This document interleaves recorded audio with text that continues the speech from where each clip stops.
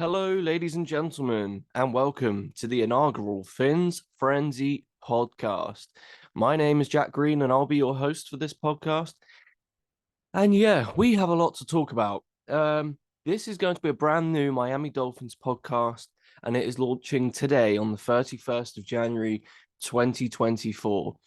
Now, the first thing that you may notice is that I am not American, I am English. I think there is a gigantic gap in the market for English Miami Dolphins fans to have a voice. And I definitely think that that is one of the reasons I have decided to start this podcast. I have been waiting to do this for ages. And I mean, I'm talking years. I've really wanted to do this. And I think I finally found some downtime where I thought, you know what?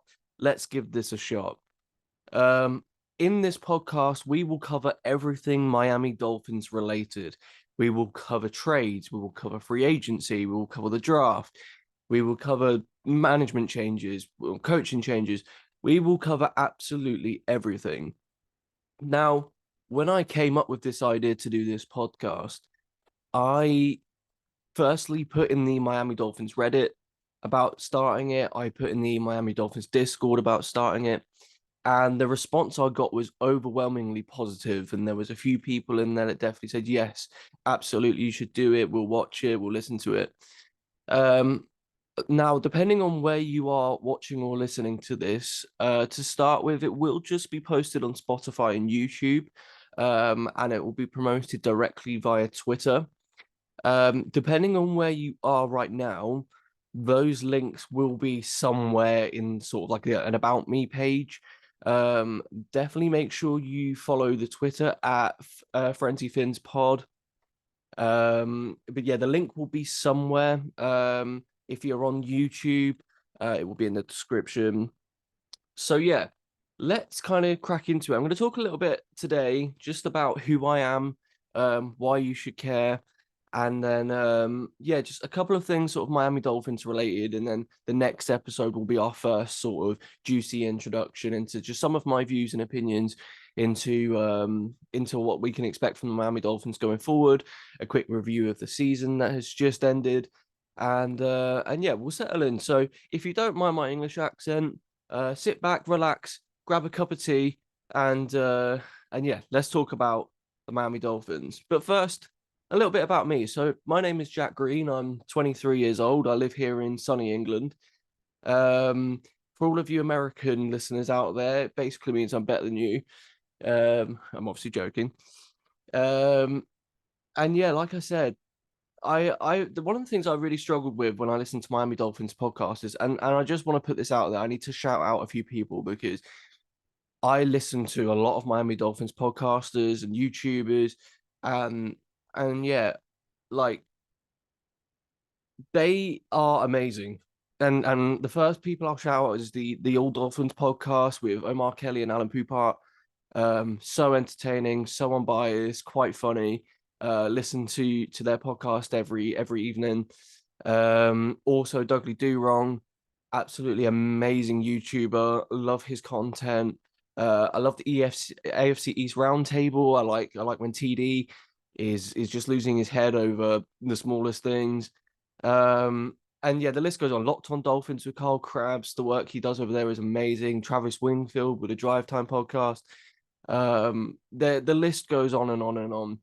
One of the things I really struggle with is that I've always wanted to be on one of those podcasts because sometimes they'll say things and I don't necessarily agree with them, or I do agree with them and I want to tell them, but I'm not on their podcast, so I can't, and I can't get hold of them on Twitter, and you know, my YouTube comment falls into the abyss, and I thought, you know, if I have my own podcast, I have my own platform to come out with these discussions, and the thing I really want to try and do with this podcast is include absolutely anyone that I can. So when I kind of pitched this idea on Discord and on Reddit, I asked if anyone would be willing to come on as a guest, and you know, specifically saying you don't have to have any podcasting experience. Just like me, I don't have any podcasting experience, but I want the average fan to be able to have a voice, to be able to come onto the podcast and discussing all things Dolphins. I'm sure there's other people out there like me who wanted to be on these sort of podcasts but just didn't know how to get their foot in the door. Now, the other thing I'll mention is that my father is actually a YouTuber and has over 70,000 subscribers on YouTube.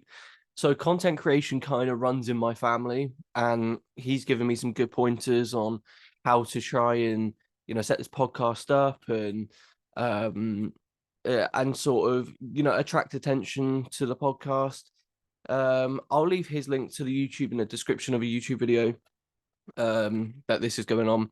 If you're on Spotify, just search World of Wayne on YouTube. Definitely go give him a follow. He builds all sort of sci-fi models and things. It's an ever-growing thing, really. But anyway, back to the Fins Frenzy podcast. So, why the name Fins Frenzy? Well, that would be a very good question, and I really wish I had an elaborate answer for you. Only I don't. Um, the only thing I can really say is when I was thinking of a name for this, and by we I mean me and my partner, I kind of said like, um, obviously I want to use the name Fins, and Frenzy kind of comes from my online gamer tag. It's always been something Frenzy, and yeah, it just kind of made sense. The double F, the alliteration, the Fins Frenzy podcast. It just clicked as soon as my girlfriend sort of announced it to me, like, yeah, you should call it this. I was absolutely on board with it. I was like, that's the one. Let's pull the trigger on that. So yeah, a few days ago, I sort of set up the socials. I set up a Gmail. I set up the YouTube, the Spotify, and here we are.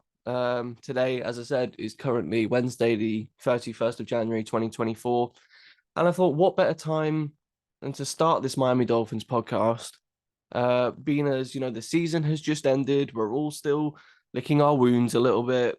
We have some big decisions coming up in terms of what players to sign, to keep. And yeah, it seems like it's going to be a fresh start for the Dolphins. It's going to be a fresh start with a new podcast. Now, look, the market is extremely saturated. There is podcasts going on left, right, and center, not just Miami Dolphins podcast, but general NFL podcasts and also AFC East podcasts as well. I'm gonna do my best to keep it Dolphins related, but if there's anything big that happens in the NFL and I feel like it can relate to the Dolphins in some way, then we will talk about it. For example, if Aaron Rodgers is coming back with the Jets, we'll talk about that just because the Jets are in our division and we've got to play them twice a year. So yeah, let's kind of crack on with a few things sort of Miami Dolphins related, just so you can learn a little bit about sort of where I'm coming from and some of the things that I think.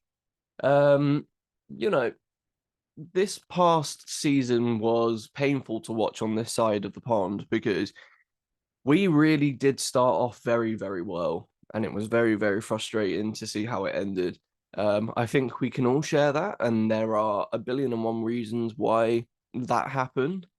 Um, and it was disappointing. I was as disappointed as anyone else that at the end of the season we looked to a shell of a team that we were in week 3 against the Denver Broncos to be sort of precise.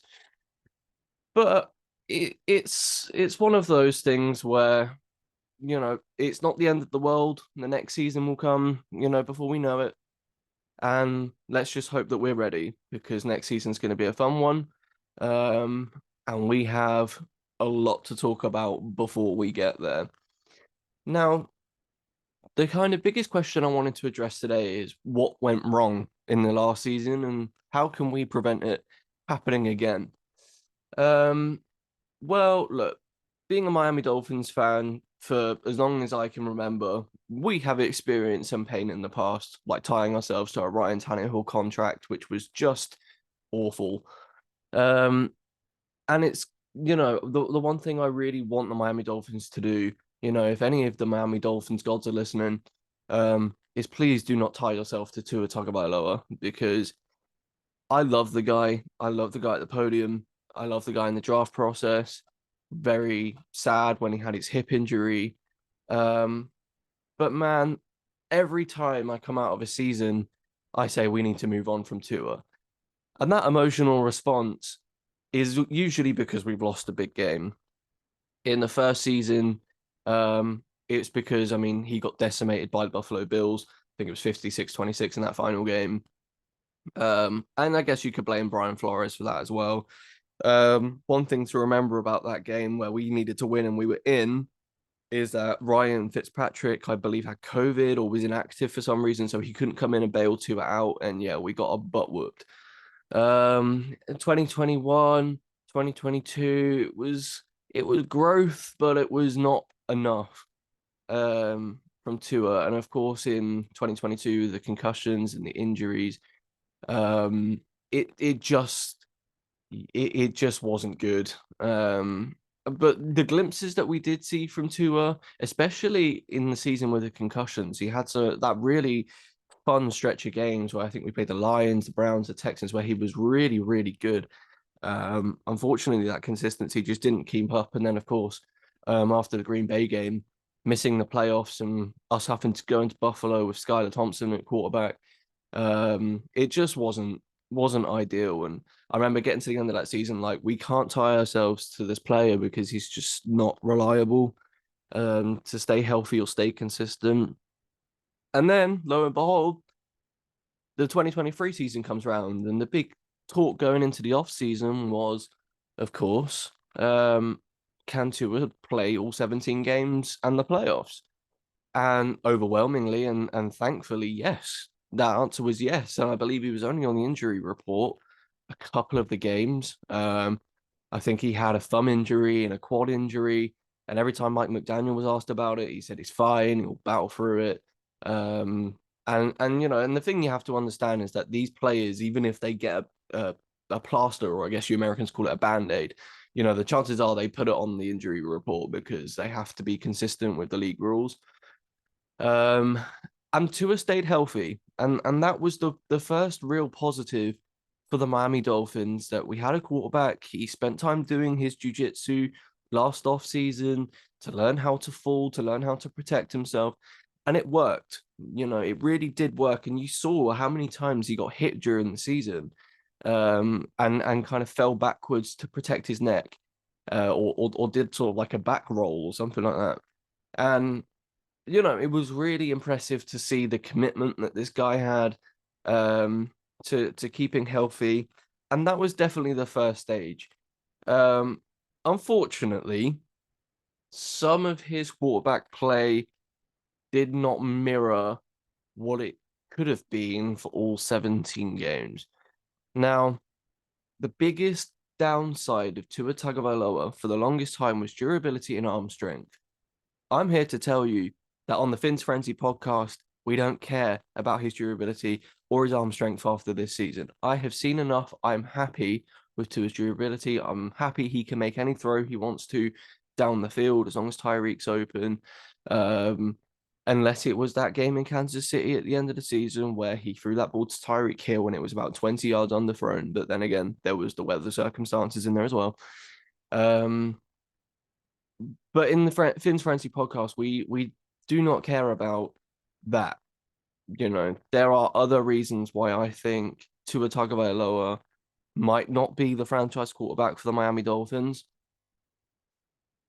I think the biggest one, and the one that's obviously floating around everywhere on every American channel, we even talked about it over here on Sky Sports News, that he just doesn't come in clutch and he doesn't win the big games.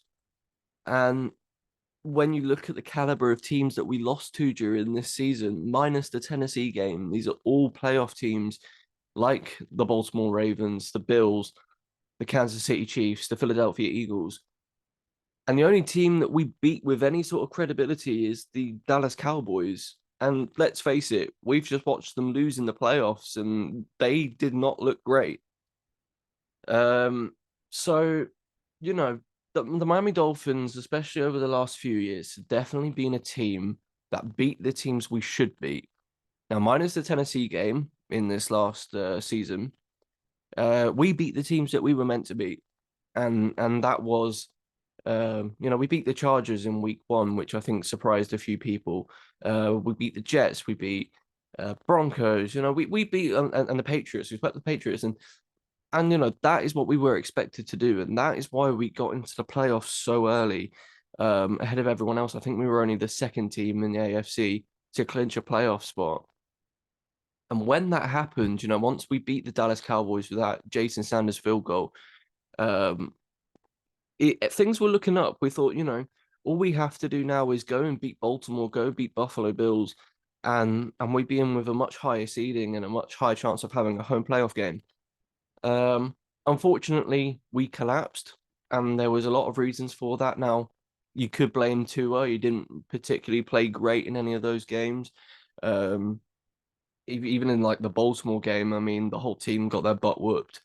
Um, but we don't have a quarterback that can drag us out of a situation like that. It was kind of a case where, you try and get the run game going, and once we fell behind by so many points, we had to resort to sort of throwing it, and they really did whoop our butts, and we deserved it. Now, I know that Omar Kelly and Alan Poupart talk a lot about injuries, and I've heard Dougley talk about the injuries, and oh my goodness, the injuries were the worst, and I tend to agree to some extent, but you have to think that the defense suffered from injuries a lot more than the offense. And I would argue to you that in the last 4 or 5 weeks of the season, including that playoff game, the defense was way better than the offense.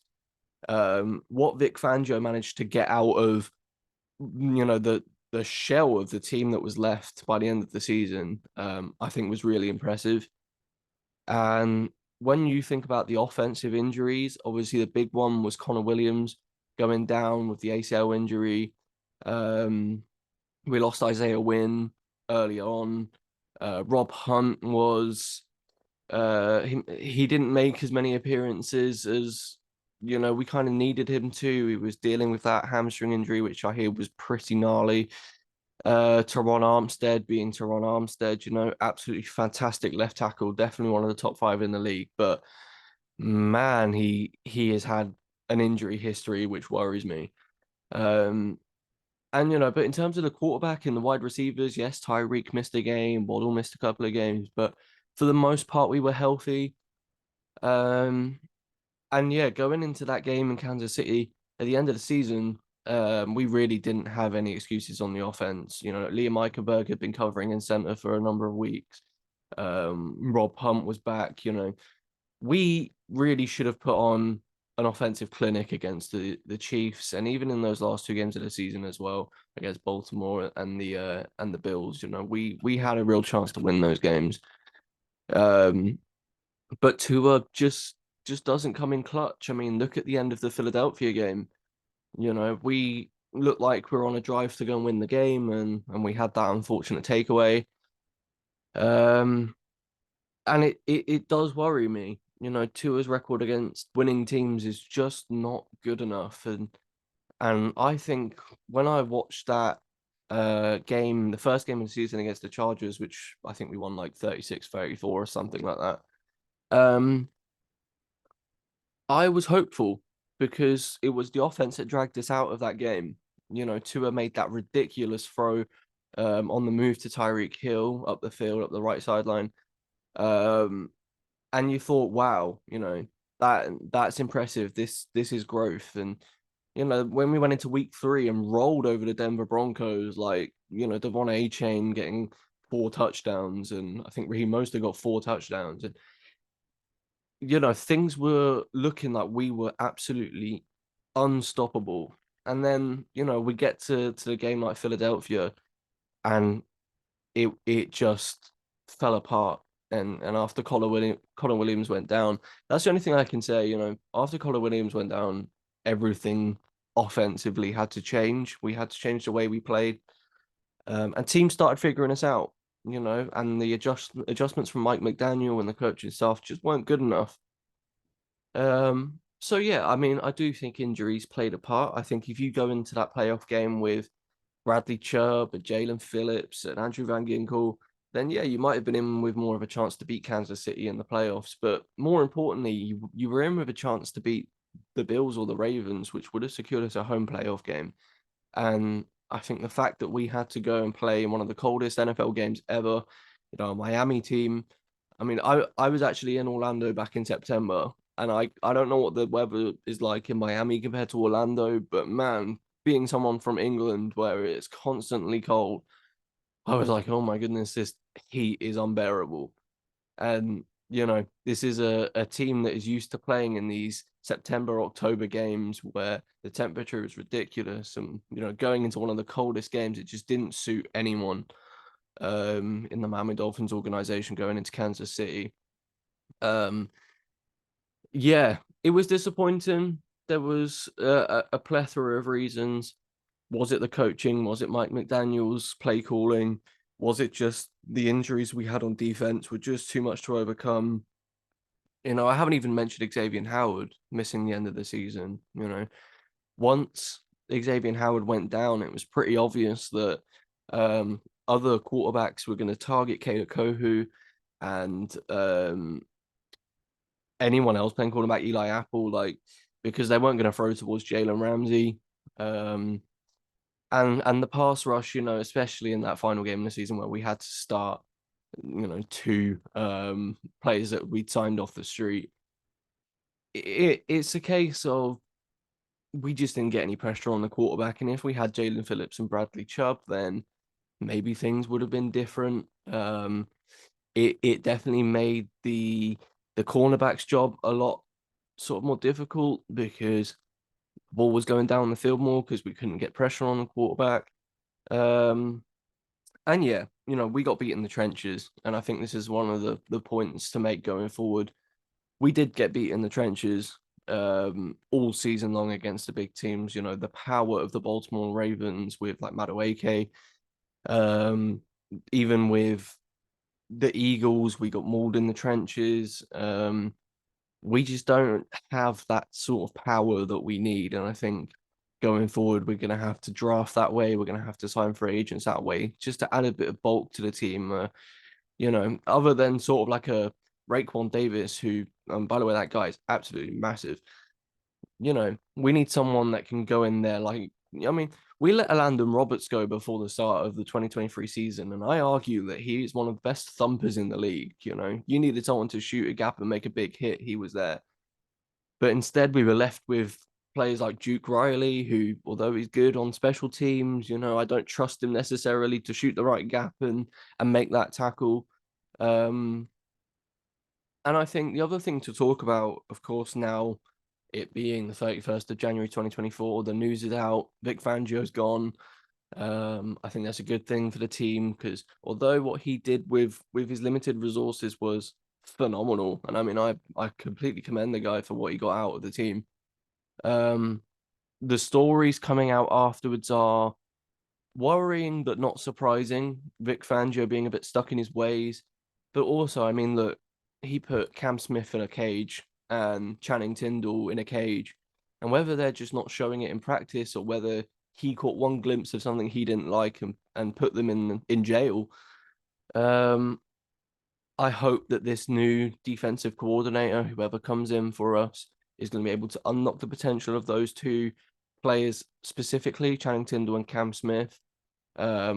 It's quite obvious to me, and I think we can all be in agreement that we are going to be losing Xavier Howard after June the 1st, where we'll save some cap space. And it's that, do we sign a veteran cornerback off the free agency market? I think you do, but I think you really focus on getting Cam Smith ready to play because, I mean, this whole Cam Smith conversation, I watched the preseason games where he played and I was mightily impressed with him. I liked what I was seeing, and then of course he got burned on that one play, and that was it. Vic Fangio shut him down for the season. He thought, I can't have that in the regular season. But the worrying thing for me was Cam Smith and Channing Tindall didn't even get to play in what you Americans call garbage time. Even in that Denver Broncos game, you're winning by one of the biggest margins ever, and you're still not getting on the field. That's the worrying thing for me. I think there is potential there, and I think there is also the potential that if Channing Tindall and Cam Smith doesn't work out, that we need to start looking and pointing the finger a little bit at Chris Greer, because these draft picks that have been coming in have been, for the most part, disastrous in the last 2 years. Obviously, Devon A-Chain is a bright spark, and again, he had his injuries this year. Um, but I mean, Ryan Hayes left and is now back on the practice squad. We lost Elijah Higgins to I think the Falcons or Cardinals or someone. Um, and yeah, we only had 4 draft picks last year due to the tampering. Um, but look, we've got to get this draft right going into 2024. We have some needs. We don't know if we're going to have Christian Wilkins going into next season. Personally, I would re-sign him and I would franchise tag him, but the front office have a lot of work to do in terms of restructuring contracts to make this next season work. We are something like $58 million over the cap, and that's without anyone like Rob Hunt or Christian Wilkins on the books. We're going to need to restructure Tyreek. We're going to need to restructure Bradley Chubb. We're going to need to restructure Jalen Ramsey just to get us to zero, and maybe some change. But we have some big decisions to make. Now, in terms of Tua Tagovailoa, going back to that conversation, I do go off on tangents. I do apologize. Tua, if you sign him to a long-term deal, you could lower his cap hit going into the next season. The problem is I'm just not comfortable doing that. Of course, he's got his 5th-year option, which I believe is like fully guaranteed. But you cannot tie yourself to this quarterback long term because he hasn't shown you that he has it. Do I think he has it? Yes, I think he can do it. But if you sign him to a contract and you don't have an out for 3 years, we're going on 7, 8 years there where you're still questioning, can he do it? Now, the argument can be made that you should sign Tua or at least offer him a long-term contract because you asked the question, what's the alternative? Is it Justin Fields? I don't think so. Is it Kirk Cousins? Maybe. Is it trading up in the draft to try and get someone? Maybe. I think one of the things that is obvious to me is Tua's lack of mobility really hurts us. And one of the final points I'll make is something which I think triggers a lot of Dolphins fans, but I'll make it because this is the Fins Frenzy podcast. This is a brand new podcast, and maybe my opinion will change in the future. I first started getting into the NFL, and the first person I ever listened to was Colin Cowherd. Now, I know Colin Cowherd is a massive curse word in the Miami Dolphins community because I didn't understand just how much he does not like the Dolphins. But when I was listening to him, I remember this quote that he said, and I think it does pertain to the Miami Dolphins and why I feel this way about Tua. Because he says if you have the 3rd best quarterback in your division, it's time to look at moving on. And when I look at the AFC East, Josh Allen is clearly better than Tua. No one is going to change my mind on that. Aaron Rodgers is a proven veteran, Super Bowl winner, multiple playoff game winner. And going into this next season, if you told me we had Aaron Rodgers instead of Tua Tagovailoa, I would feel better.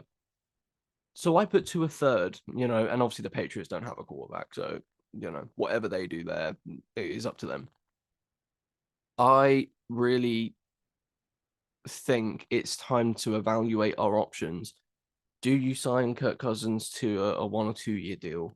Do you try and get what you can for Tua now that he's played a full season and we can say to other teams, look, he's durable. He did all of this work and maybe he'd fit a different scheme better.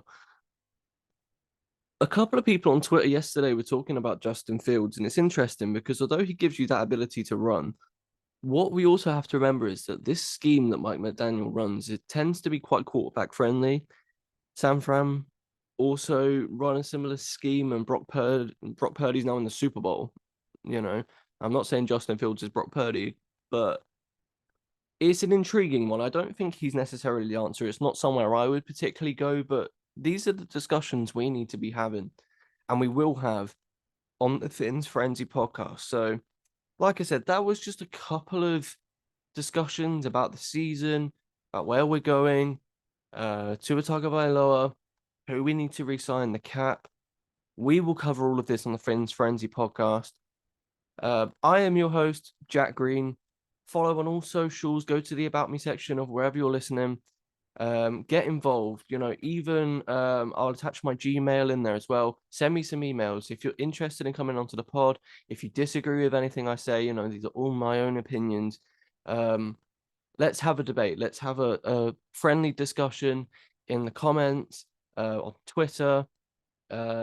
I'm looking forward to getting this podcast going, guys. I really am. I want you all to feel included. I want you all to be included, have a voice. I love this team with all my heart. I want us to do well going into 2024, which looks like it may be the last season where we have any chance of making the Super Bowl for a few years. But yeah, this is the Fins Frenzy podcast. Sorry I go off on so many tangents. I hope you all have a fantastic day. I hope you don't mind that I'm English. And yeah, it's been a real pleasure, guys. I'll catch you in the next one.